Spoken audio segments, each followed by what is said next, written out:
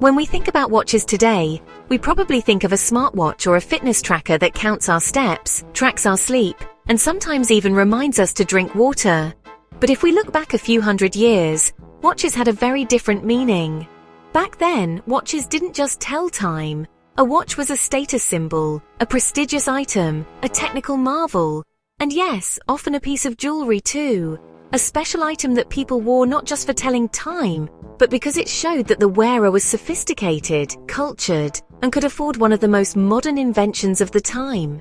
Watches conveyed value, rank, and personal taste, and often became family heirlooms passed down through generations.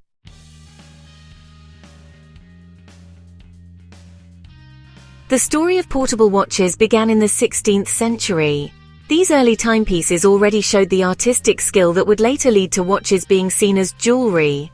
Early examples weren't kept in pockets. Instead, people wore them like pendants, on chains around their necks, or even hanging from their belts. These timekeepers weren't just for telling time. They were also status symbols and religious icons. They were often cross-shaped or octagonal, and the shape itself was closely tied to the owner's social standing or specific request. During this time, there were no limits to the materials used. Luxury and craftsmanship went hand in hand. These watches could be made of gold or silver, covered in enamel, and often decorated with rock crystal, tortoiseshell, or colorful gemstones. Some pieces were entirely enameled. The vibrant colors of the enamel and the tiny paintings are impressive on their own, but often cameos were also placed around the sides of the watch, creating a special three-dimensional effect. Oval or flattened spherical shapes were especially common in the 17th century. These weren't just practical items, they were almost magical. Many of these watches were designed to be opened, and the inner workings weren't hidden. In fact, they were decorated like works of art.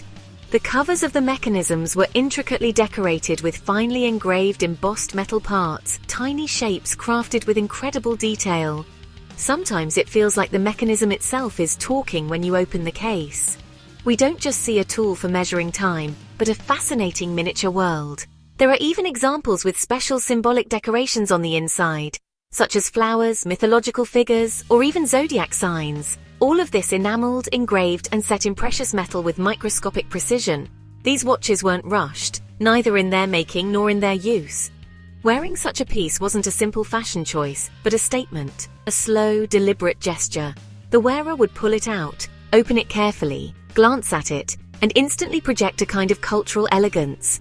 These watches weren't hidden under clothing, but displayed, suspended, ornamented in motion. Today, centuries later, it's still amazing to look at these pieces, the intricate mechanisms, the gemstones playing in the light, the miniature paintings, many of which are so detailed they take your breath away. A single watch, and within it, the imprint of an entire era.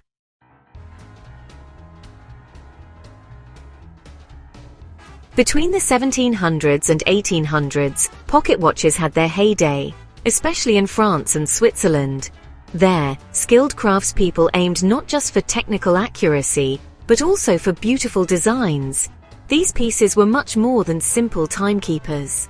They were true masterpieces, with enamel covers decorated with tiny detailed paintings, often showing scenes from mythology, landscapes, or portraits. They were often decorated with precious stones, like diamonds, rubies, or sapphires. And these special pieces weren't just kept in pockets. For example, women often wore them as brooches or pendants, pinned to their clothes or hanging from a necklace. So these watches became both useful objects and eye-catching statement jewelry. Such watches showed not only the time, but also the owner's social standing, refined taste, and the artistic trends of the time. Today, an enameled, jeweled French or Swiss pocket watch is a treasure fit for a museum, preserving the detailed beauty of a bygone era.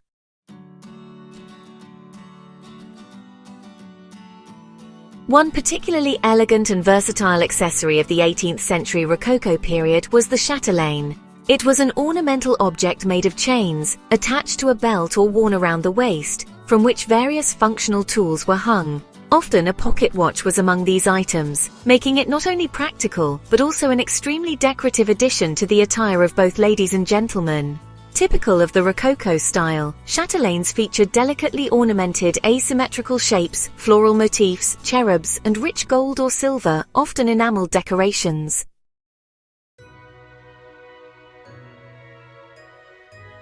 The chatelaine itself was a piece of jewellery. It showed the status of the lady of the house, and it was a handy way to carry small things like keys, seals, or perfume. When it had a pocket watch, it brought together usefulness and beauty. These chatelaines are rare now. They are special treasures in antique jewellery collections. They tell us about the fashion and lifestyle of the time and how women wore watches in a beautiful, decorative way.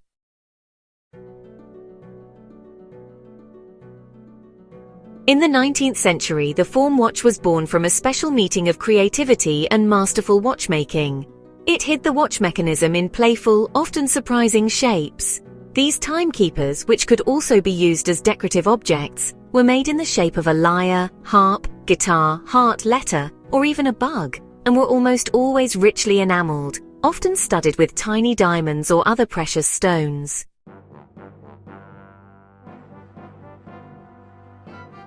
Form watches weren't just popular because they were unusual, but also because they were incredibly decorative.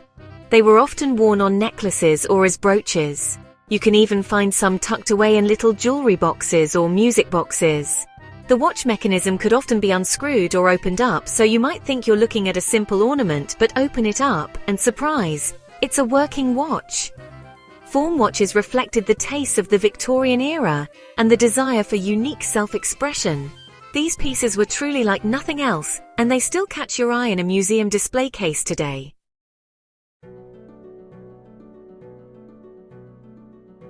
Between the 17th and 19th centuries, a pocket watch was a must-have for every gentleman, and true quality came at a price, not just in money but in prestige too. A carefully chosen pocket watch said a lot about its owner, their financial status, their taste, even their profession. The precious metal case, the hand-engraved face, the finely crafted chain, these were all the results of conscious choices.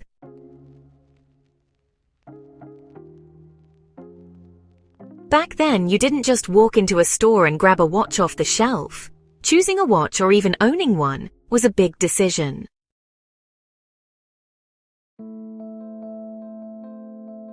Big watchmaking workshops, like Breguet, Vacheron and Constantin or Patek Philippe, were already making true masterpieces back then.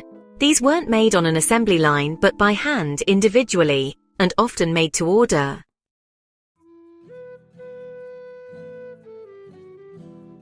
Some of these watches are now kept in museums, while others still work and pop up from time to time in the hands of collectors or at auctions.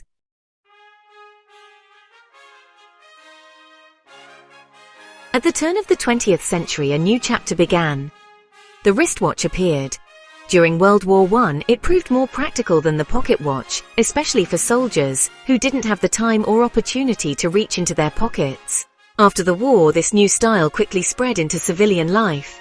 Men got used to it and women saw its fashion potential.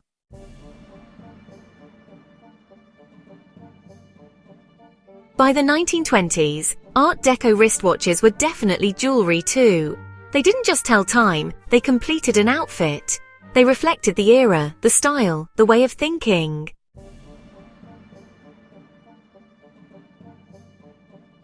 Art Deco wristwatches reflect the elegance and modernity of the first decades of the 20th century, when design and technical advancements went hand in hand.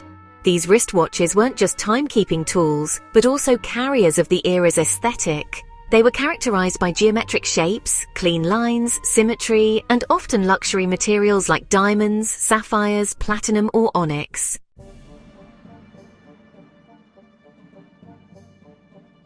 These beautifully crafted watches, often worn as bracelets, were especially popular among women. They perfectly matched the fashionable clothing and accessories of the era. Today, Art Deco watches are not only the embodiment of style and elegance, but also sought-after collector's items. They evoke the taste and spirit of a bygone era.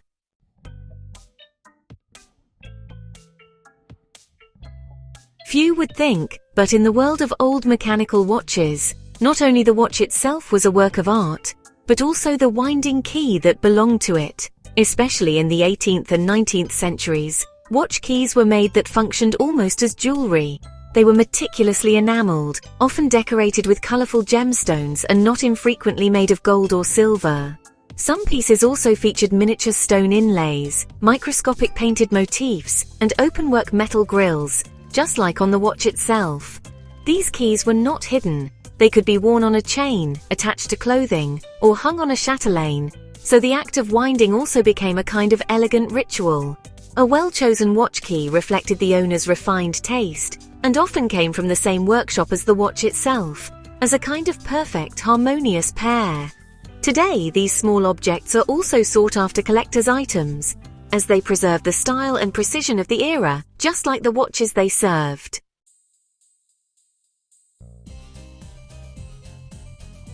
Wristwatches went through a rapid evolution. The first automatic movements appeared, waterproof cases, different complications like the date display or the stopwatch, and brands appeared that we still know and seek today. Rolex, Omega, Cartier.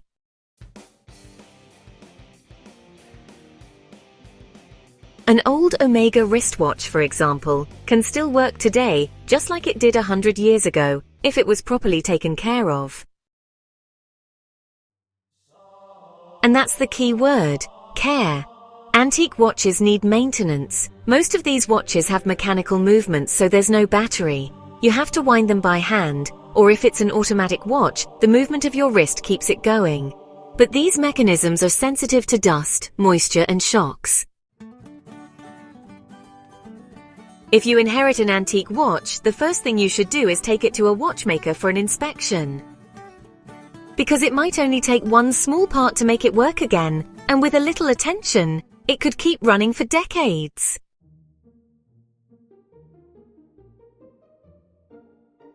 A lesser-known but fascinating type of antique watch is the ring watch, a tiny wearable timepiece for your finger. These are amazing combinations of elegance and technical skill. These watches were often made of gold and silver, in ornate enameled or jeweled settings, and despite their size, they had surprisingly accurate mechanisms. A piece like this, say from the legendary Patek Philippe workshop, is a true rarity today, not just for its value but also for its seldom-seen exceptional design. A ring watch was both discreet and eye-catching. It highlighted the wearer's unique style while secretly almost like a hidden treasure carrying the time. These pieces clearly evoke a time when every object had a soul, and true luxury was found in the quality of small details. We can find even more exclusive and surprising solutions from the end of the 19th century, when the watch literally became a hidden function in an everyday object. One of the most exciting examples of this is the watch hidden in a walking cane, specifically in its handle, which was often carved, silver-plated, or even decorated with jewels. A small but complete watch mechanism was built into it. This usually had to be opened like a secret compartment to reveal the watch face. These canes were typically used by gentlemen. With a single object, they could combine elegance, the latest technology, and a discreet status symbol. Today, these pieces are true curiosities, and they really show how versatile the thinking was about timekeeping by the masters of the past century. A watch wasn't necessarily on the wrist or in a pocket, but often hidden in the most unexpected places. When it comes to collecting, the antique watch market is alive and well. For many, it's not just a hobby, but also an investment. A rare original piece can increase in value year after year. It's important to know that not every old watch is valuable. The brand, the type, the year it was made, and the condition all matter. A completely original watch with all its original parts is clearly worth more than a rebuilt or pieced-together model. So, if you're buying an antique watch as an investment, it's always a good idea to ask for help from an expert. But whether you're a collector, an heir, or just curious, one thing's for sure, there's something special about these objects. Holding an antique watch is like stepping into another time. Its weight, its sound, its movement all tell a story of the knowledge, work, and history within it. These aren't assembly line products, but unique pieces that have survived wars, economic crises, generations, and still tick. Lastly, but certainly not least, let's talk about the emotional connection we have with antique watches. Owning or wearing an old watch often creates a sentimental attachment. It could be an inheritance, a keepsake from someone important, or a conscious decision to connect with the values of the past. There's something deeply attractive about antique watches, something hard to put your finger on. Maybe it's the way they make time feel real. Knowing that someone else wore this watch, used it, took care of it. And now it's our turn.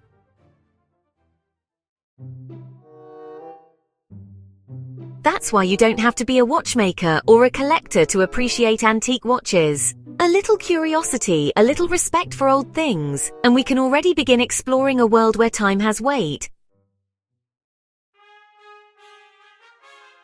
If you enjoyed this little journey through the fascinating world of antique watches, please like and subscribe to the channel so you don't miss the next jewelry history adventure. I have many more special watch types, forgotten masters, and style trends to tell you about. Pieces that survived wars, changing times, and are still quietly ticking. Thank you for joining me on this story. We'll continue soon.